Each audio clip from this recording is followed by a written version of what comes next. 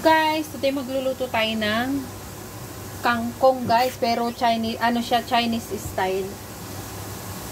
Ayan, lagay tayo ng cooking oil.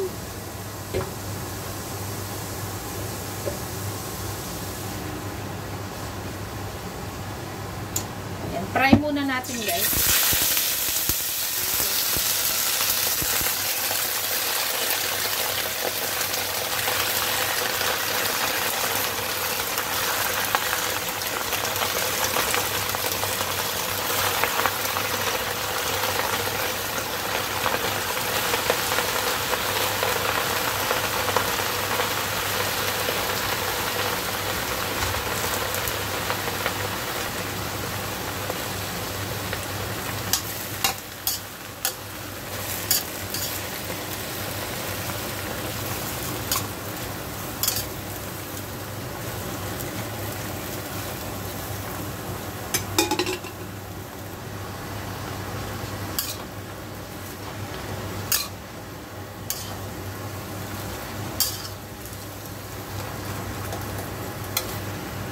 Ayan, pinry ko muna siya guys para mamaya hindi matubig. Kasi pag pinry na ganito, tas lagay mo yung ano, yung pang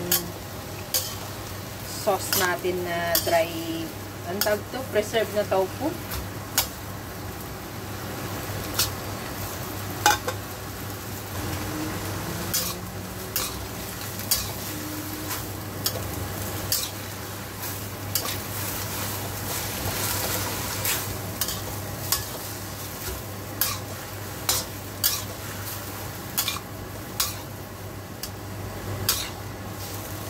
Ayan guys, hanguin na natin siya. Tsaka natin i-mix ulit mamaya. Hanguin ko muna guys. Ayan guys, second step tayo ng pagluluto.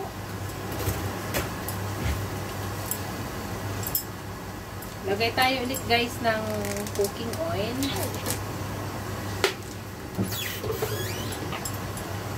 Then lagay tayo ng preserved na tofu. Ito guys, oh. Yan. Preserved siya.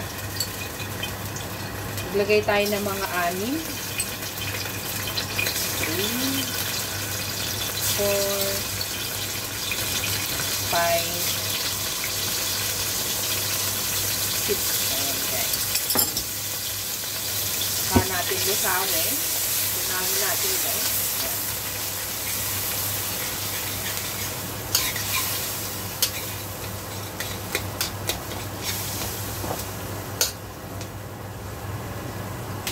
Saka na natin ilagay yung kangkong guys na natanggalan na natin ng water.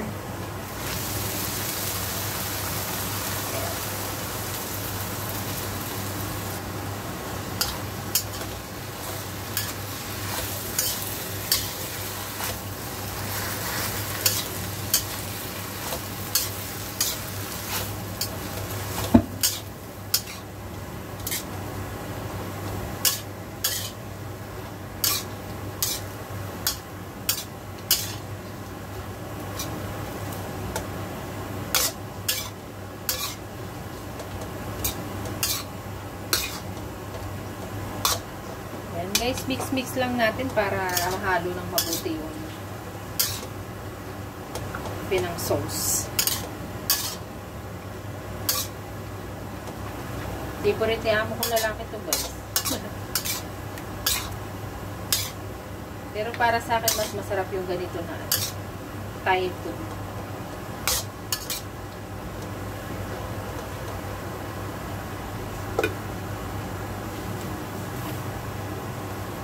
Hindi ko agad dina-direct guys na ano, ilagay na agad yung preserved tofu kasi nagtutubig tong ano guys, kangkong. Kaya sinasala ko muna pag na fry ko na, sinasala ko muna para hindi matubig. Para mas kumapit yung preserved tofu na panglasa guys. Pwede nyo siyang lagyan ng ano guys, ng sili. Yan, sili na buyo pwede rin.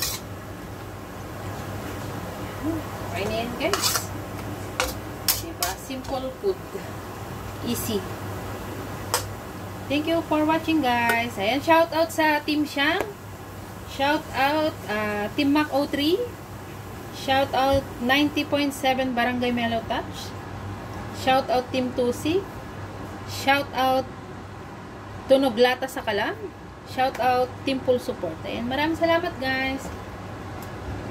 Thank you for watching. Love you all, guys. God bless po.